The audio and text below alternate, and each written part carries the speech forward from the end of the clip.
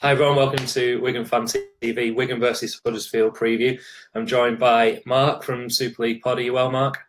Hiya, Sean. Yeah, I'm good, thank you. How about yourself? Yeah, very good. Disappointed to not go to Castleford last weekend. I drove past Castleford I went down for the Manchester United game on the Saturday. Drove past Castleford on the Sunday, back up to the northeast, and I was wondering why it'd been called off. But I think the fact, I I think was it, quite it, glad, yeah, I but think no, if it was in that at any weather. modern stadium, if it was at a modern stadium, we would have been fine. But I think it's probably the terraces that were more dangerous than anything. And what the obviously what we spoke about on the Castleford preview last week with Matt was apparently the pitch was just awful anyway before this week. So it's probably for the best. And we await the date of the rearranged fixture, which is likely to be apparently the international weekend is what it's looking at. Yeah. Matt, let's start with, it's been a strange week in terms of rumours, signings. Obviously, we've got Josh Charnley back in Super League at Warrington. Happy to see Josh Charnley back in Super League. Well, it didn't work out for him in Union, did it? He played 30 odd games and scored a handful of tries. It wasn't his game, I don't think, and he had a lot of competition itself with international wingers ahead of him. I think he's Yeah, back in the sport he belongs in. I think he's a top rugby league player, and I'm pleased to have him back in the game. We want star players who can do exciting stuff like he can back in the game, and it's just I suppose it's disappointing in a way that he might score a winning try against us or something like that. But we can't sign them all back, and I don't think there was room for Charnley in this squad as it stands. So good move for him. I wish him all the best. I think it's a very good move for him, isn't it? I think he was linked with, like everybody is that's looking for a move. He was linked with Toronto at one point, so he could have been playing Championship rugby, which obviously didn't materialise. And I think the Jack Johnson injury has played a part on the salary cap release for Warrington to be able to afford him as well. One of the other big rumours, which I imagine is coming to fruition, and possibly if there's anything to go with it, will be announced soon. Is Ryan Sutton. Ryan Sutton, rumoured to be leaving Wigan at the end of the season, but the rumour is now that he's going to be leaving immediately to Parramatta, who are having a shocking start to the season. You'll be sad to see Sutton go, in particular, if he goes now rather than at the end of the season. Um, yeah, going now rather than the end of the season, I think would be an issue. I'd kind of resigned myself to the fact that he was going at the end of the season. I think he's thought of himself as a NRL prospect for about 4 years, Yeah, even when he wasn't playing in the first team yet. So, yeah, because it's constantly been a rumor that he's going to the NRL, and I think so. I think that's not really shocked. I mean, he's a top player.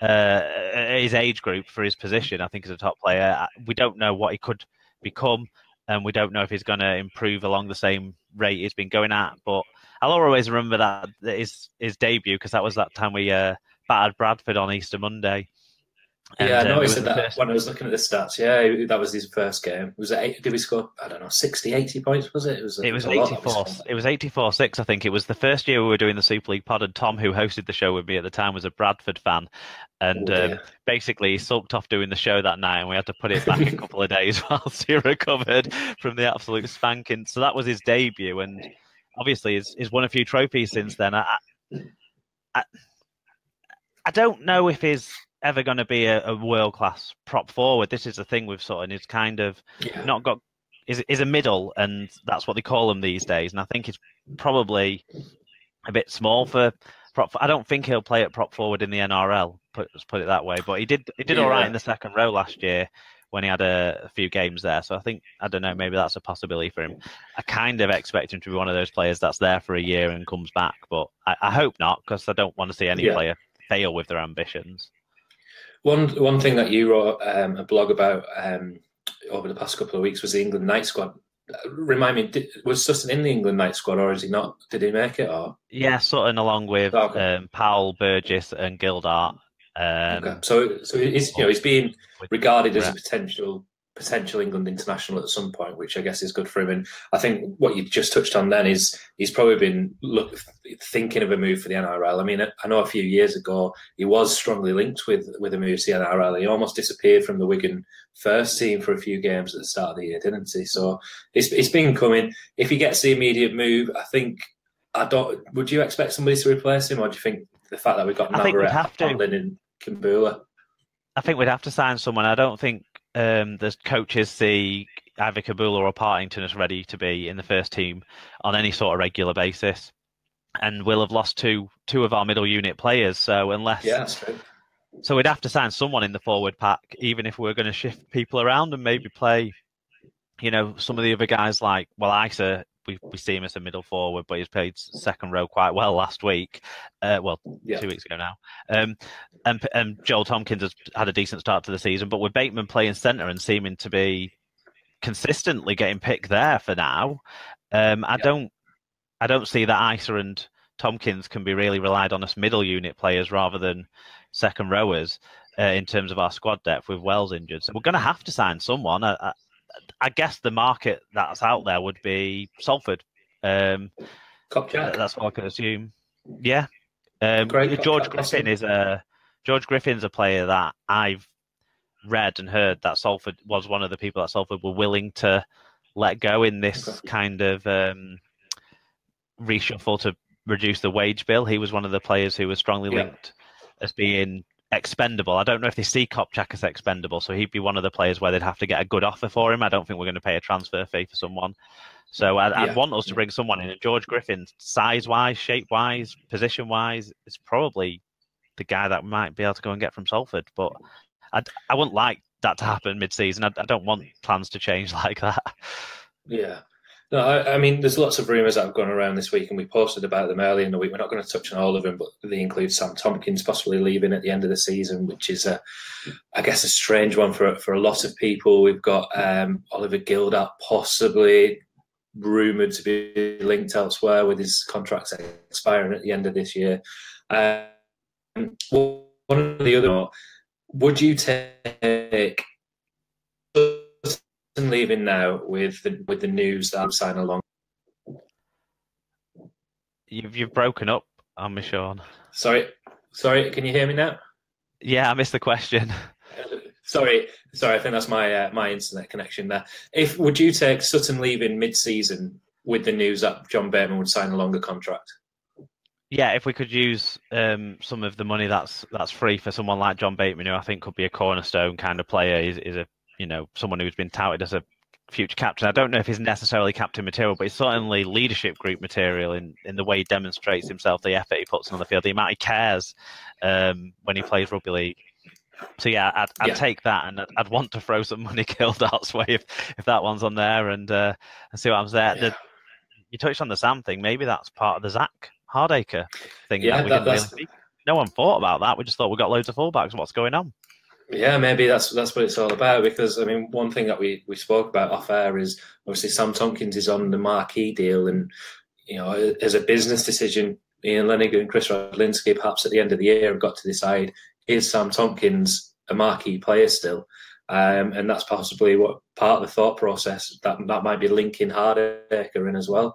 Well, if you're thinking about giving big money to Bateman, a way of keeping some of that off cap as well is giving him the marquee tag, and whether Tompkins will take a pay cut to, pay us back for the year he missed through injury. Yeah. Well, it's like at the moment they're all rumours, and it'll be interesting to see how they unfold. Christine saying, I still don't think Bateman will leave his daughter over here. He's very family oriented. I think that's possibly, and it sounds like an awful thing to say, but I think that's the one thing that's in our favour with keeping Bateman possibly is the family connections over here. And he might make that move once I think his daughter's called Millie. Once Millie gets a little bit older, possibly. But well, let's park the rumour mill for the time being. Tell me, you recorded your show for Super League Pod last night. Tell everybody what we can expect to hear this week. Well, this week's show, obviously, there was no Wigan game to talk about, but we still got quite excited and animated about all the other 4 games in Super League. We've got lots of views in from all the other listeners. We touched on the big news stories of the last week, in particular the Liam Watts transfer that I know you spoke a little bit with Rob and Matt about last week. And Kevin Brown, who obviously started his career at Wigan, we talked about his international retirement in quite a bit of detail, because I think the thing with Kevin Brown is he's been pretty shit for Warrington. Oh, pretty poor for Warrington. Apologies, Sean. I forgot that was your show, not my show. There's Anyway, no rating on it. Don't worry. I've got Matt presenting that Dennis Betts is in between his legs at the time, so don't worry about that. It's been pretty poor anyway in club form lately. But we forget he had 4 pretty good games for England over the last 12 months. So we've got to remember him for that. And from a Wigan perspective, because now his international career is drawing to an end, you've got to assume his club career is drawing to an end as well. From our perspective, we'll always remember that Good Friday game against St Helens, won't we? Yeah. I mean, I assume you're referring to the youngsters that game. Was it 2004? Yeah, 3, 4, around about then. I mean, it's interesting when we're building up to Good Friday, and I can't wait for next week. I've already started having sleepless nights thinking about St Helens beating us next week. But you look back at those famous, the Andy Farrell brawl, and I think Kevin Brown's in the background there, and Danny Sculthorpe's on the bench, Gareth Fox certainly in there, Sean O'Loughlin's in there. These are guys that have been around for such a long time, and he did start his career at Wigan, and obviously played out in the centres for a lot of it, and he's obviously coming to an end, and so we can expect to listen to that, I guess, on there. So we've got loads of views of different people on the Super League pod. There's a bit of a Kevin Brown themed quiz at the end of the show as well. So some good stuff. We talk about the blog I wrote, which was kind of a love letter to George Williams in a sort of backhanded way, where I'm kind of pleading with him to find a way to improve these vision and awareness and game reading skills that he's kind of lacking. So we talk a bit about that as well. I mean, I think that comes in, there's a lot of pressure on George Williams as well this year, being the marquee player, the second marquee player for Wigan. And we're talking about potentially Sam Tompkins not justifying that marquee tag from a business financial point of view, possibly from next year onwards. And I'm not saying that George Williams is in that bracket yet, but there's a lot of pressure on these, it's an added bonus having this marquee player, but it does add pressure to the performances because they have got to perform. I think the strange thing as well is with us announcing who the marquee players are, and kind of, I suppose one aspect of that is getting rid of the innuendo around who it might be and stuff, because Warrington must have someone on a marquee deal now with all the squad size of their squad. I mean, it must be Roberts. Roberts, you'd think there's lots of players out there who are earning enough to be classed as marquees, but maybe their clubs aren't as close to the salary cap as we are, because we run, a large first team squad and a big academy squad too. So it maybe gives a bit of pressure because we know, but there's other players at the club that are earning high salaries as well, and we probably don't put the pressure on those guys as much because they've not been tagged with this special tag. I think with George, it was just a case of we had to pay him to keep him. And absolutely. How would we have reacted if he'd have been let go? He's got a lot to improve on. I think he probably knows all those things. Wayne Bennett's hammered those things to him in the England setup over the last year and a half as well. But I'd way rather have him watching him and enjoy watching him play than thinking about what could have been and him not being in our squad anymore. Absolutely. I mean, I think Chris Radlinski in that interview that he did with Phil Wilkinson at the start of the year basically said trying to manage the salary cap at this moment in time is a full-time job for somebody. It must be next to impossible. And we've touched on Oliver Gildart contract expires at the end of the year. And, it could be a player like Gildart that has to make way for us to keep these players in. But we'll see how that unfolds over the next few weeks and months. And, I'd love to put pressure on Wigan to get Oliver Gildart signed up for a new contract. It just seems bizarre that we have let Brian Sutton and Oliver Gildart's contracts run down to the last 12 months. It's absolutely beyond me. But, there must be a reason. There must be a reason for the club. But let's park the rumours and let's park that up there and let's focus on the game on Friday night. Huddersfield, I assume you watched the game last Thursday. What do you make of Huddersfield? They were awful. I mean, it's the easiest way to say it. They just totally lack attacking shape and organisation. They had to go with a bit of a different lineup last week. They'd started the season not great, but a little bit better than last week, and they've been going with Mamo at fullback, Rankin and Brough as the halves. But this week they had to put Rankin back to fullback and bring Gaskell in from the centre to the halves. And basically, it looked like they had two players who were not playing the same game, not playing on the same pitch in Gaskell and Brough, and I don't think that really helped them at all there. But I mean, there's extra motivation for them to turn something around when you've been that bad, I suppose, and everyone saw you be that bad. That they're just, I don't know what you think, but I think they don't like being on TV. Sadly, we're not on TV on Friday night. Yeah, I mean, you look at the results over the past few seasons, and Huddersfield normally give us a good game, apart from in playoff games for some reason. We had what was it, 3 draws last year against them, 2 draws? Yeah, 3 draws, yeah. 3 draws against them, which is remarkable, really, when you consider the squads of the two sides. Sorry, 2 draws and 1 within a few points, weren't it? Yeah, it was close games. I mean, I went to the game at Huddersfield, and we just couldn't. We same at the game that we drew at home. We always looked like we were just going to win, but we just ran out of time. Danny Brough always seems to have a good performance against us in the league, and then sort of filters off if we meet them in the playoffs at some point.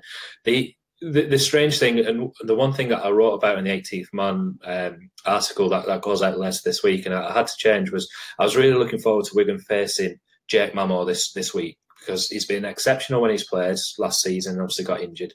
I think he's a really good talent, and I just was interested to see how Wigan would deal with him, with the view that we've got to deal with Ben Barber next week. Now, they're completely different players in terms of class. Jake Mamo's a good player, and Ben Barber's a world-class player. But I was interested to see how Wigan would have dealt with him, but obviously we won't see that now because he's not in the 19 squad, and for me that's a disappointment. I mean, you just have to hit him hard and he falls apart. He's a biscuit. Mamo or Barber? Well, Mamo. I mean, I just thought it was going to be perfect preparation, this game, for the St Helens game, and now, I just don't want it to fall into one of those games where we're expected to win, we're expected to win quite well, and then we just don't perform because, we end up with players going through the motions. And Good Friday is a week on Friday. It's going to be the biggest test of the season, and this is, we didn't play last week. This is the last game that we've got to fine tune and put that 80-minute performance together, which we haven't done yet this year.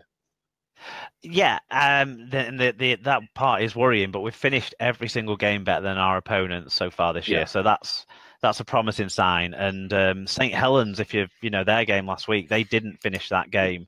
They kind of got into panic mode and started throwing silly offloads. The Giants never even got to that stage in their game. They just didn't perform at all. The 2 front rowers, Ty and Ikehefo, they were pretty powerful. They were pretty quick. They were making a lot of tackle busts and stuff. But then all that happened off the back of that was 1-out runs from Hooker. So if one thing in prep for Good Friday is we'll learn how to deal with a running dummy half, because Cruz Lehman's not going to stop running. That's about it from him. That's all he does, really. He's good at it, very good at it, but that's all he does. I'm glad you said Ike, whatever his name is, rather than me. I was going to touch on him. I mean, I think that facing him on Friday gives us a good opportunity to prepare. I mean, obviously Alex Walmsley's got that shocking injury to his neck now and he won't be playing, but it gives our forwards a good challenge, I think, on Friday against the Huddersfield forwards, if not the backs. And that, for Club and Flower, and if Sutton plays, which he's in the squad and we imagine it to play, for them to face up to a player like that is going to be a good challenge for them, I think. Yeah, the both Ty and Ikehefo were really good, made a lot of meters on Friday night. And I read one version of the squad for Huddersfield where Ikehefo wasn't in it, but on their official website, he's in the squad. So they changed it. They changed it. He was officially out, and then they brought him back in because, they are. You think of squads that are stretched, they are possibly very, very stretched at this moment in time, Huddersfield. So no excuses from Wigan on Friday. In terms of the game itself, do you think Good Friday is going to have an impact? Because there's certainly positions up for grabs. Joel Tompkins comes up. So the 19-man squad is basically last week, but with Tompkins coming back in, Hamlin and Marshall coming back into the squad, with Mullen and Field, was it, dropping out, I think? That's right, yeah. Do you bring Joel Tompkins straight back in as well? I don't think he's done anything wrong this year enough to not deserve his place if he's fit. I don't know what your thoughts are. I don't want to be constantly thinking about the Saints game, but it's kind of hard not to. It is hard because Good Friday. We've won more than a week of Good Fridays. We're 8 in a row, so we don't want to lose that run, do we? But I think the thing, if you are thinking about Good Friday, is players have got to play for places in that team, because realistically, almost every player is going to get some sort of go over over the Easter weekend. A lot of the players who we've not seen as much of, Navarrete, who we've all, including Matt, been calling for in the team more, Sarge, who hasn't had a game for a while. Hamlin, who a lot see. Marshall, who we've enjoyed watching in the way he's finished tries as well. These players are all going to get runs out over the Easter weekend. You would think all the senior, top 25, 26 players should do, other than what Jack Wells is the only real injury we've got, isn't he? Other than Sarge, who I don't think is really injured anymore. I think he's just not being picked now for certain. Because otherwise, how's he been training for 3 weeks and not got a look in the 19? But those players have got to be fighting to be the guys who play on Good Friday and not get held back till Easter Monday. So that's one interesting thing about this game. Whether Wayne will give people a chance to stake a claim or will want to be, in terms of people who haven't been in, like Hamlin, I don't know. I think he's going to go with Marshall and Hamlin left out, and that's the way I see it. And then Hamlin will play on Easter Monday against Hull KR. Yeah, there's lots of comment. I put Christine's comment on there again about Hamlin, and Wen says thoughts on Hamlin not showing yet. It's a strange one, he's a new signing. I think a lot of the talk from Hamlin pre-season was he was hoping to get a shot in the first team, whereas I think as fans we were just expecting this kid to come over from Australia and be better than other kids of similar age, if you like. To come in and it's almost, I think he almost downplayed himself pre-season in his interviews that he gave, to be honest with you. It's a shame that he's not had opportunity yet, because the reserve game last week he went really well against Wakefield again. He went really well against Lee in the pre-season. I just wonder whether he's in the squad to get a bit more experience, and it is about that Easter Monday game perhaps for him. If we would have played against Castleford last week, I think Hamlin would have been in this week and Navarrete would have been in. And last week would have been the sort of the precursor for Saints. Would you, bearing in mind Hamlin's in the squad, do you pick Hamlin to give him an opportunity against a perceived weaker opposition, or do you go with your Wigan Saints lineup on Friday to get them all ready for Good Friday? I think given the time they've had off and the time missed in training through bad weather and stuff like that, I'd go with the team that will pretty much be the team that played against Widnes. I would think, thinking back, and that would be my team for Friday night. That would be my team for next Friday, barring any injuries. I just, with the Hamlin thing, he's looked good in a couple of games, against lower opposition and that sort of stuff. But the guy's never had a first grade game. He's a young player. I don't understand why the expectation was that we've signed him. Why aren't we using him? That's my stance on him. We've signed him to see what he could become, not because we've signed him to use him. Just like when we first signed Anthony Gelling, we didn't sign him to play him. We signed him to see what he could become. We took a punt on a kid from overseas who maybe didn't have any other options, so that we got him on a nice contract for us. That's how I see it, and. It is a shame that he hasn't had a go, because he did look good against Lee. He did look good in a couple of the other friendlies as well that he's played in. But at the same time, I'm not changing a winning team just to see if some 20-year-old Aussie can rough it up, to be perfectly honest. I think that's a really good point that you made, and a really good comparison is that signing of Anthony Gelling. It's pretty much exactly the same, isn't it? Go back, what was it, 2012 that we signed Gelling? Yeah. He wasn't a regular in 2012. He got his odd chance, and he will get his 2014.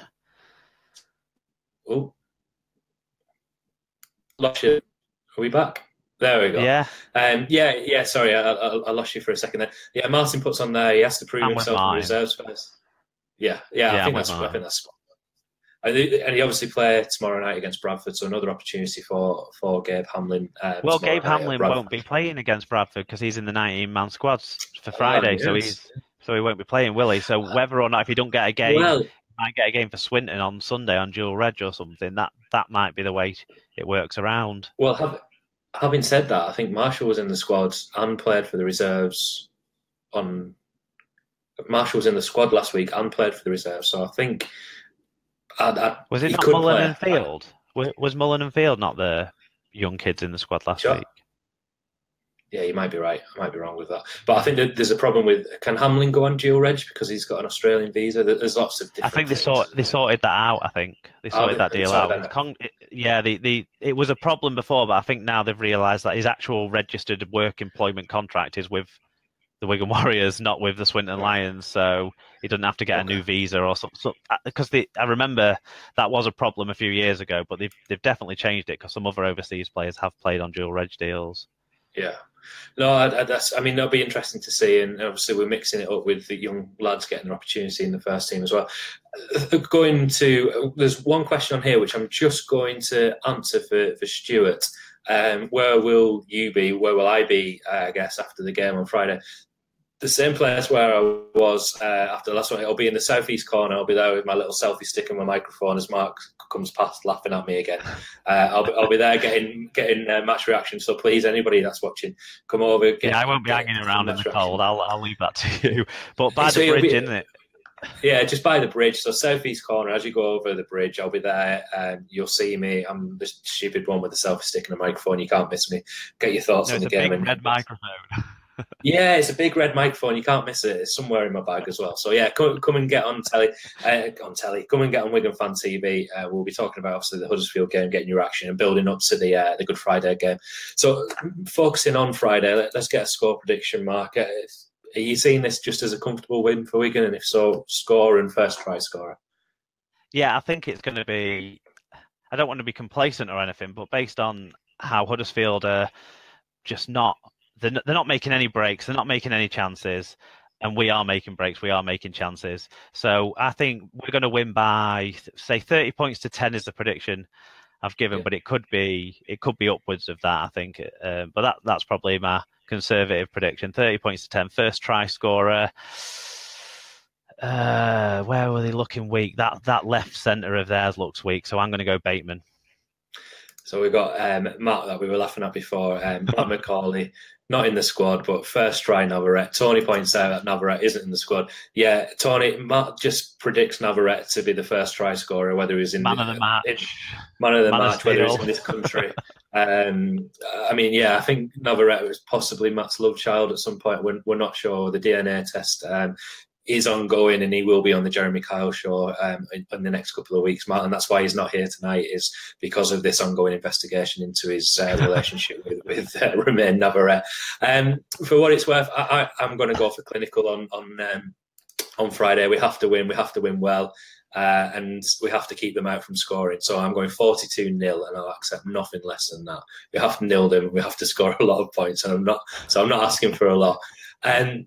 One thing that you might have seen, Mark, as well, is we got a bit silly this week. We created a pie spotting poster based on train spotting, which has now turned into a bit of a video. So if anybody's watching, they haven't seen that. Hasn't it? Yeah. YouTube this evening. Yeah, great stuff. Yeah, so we put that on. I like Stuart's prediction, actually. The Mighty Max first try scorer.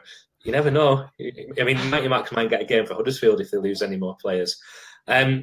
So yeah, we've got pie spotting, which is on the Facebook page, it's on the YouTube page. Have a watch. It's just a little bit of fun based on the famous Choose Life train spotting monologue, which we've had as a bit of fun to sort of build up for Good Friday. So go and listen to Super League Pod over on Spreaker, or download it on iTunes and listen to Mark's voice for a while on all things rugby league. And I guess I might see you on Friday, Mark, and anybody that's at the game, come over and say hello after the game on Friday. And Mark, thanks a lot for joining me again, and hopefully see you on Friday. Yeah, good luck. Cheers. See you later, everyone.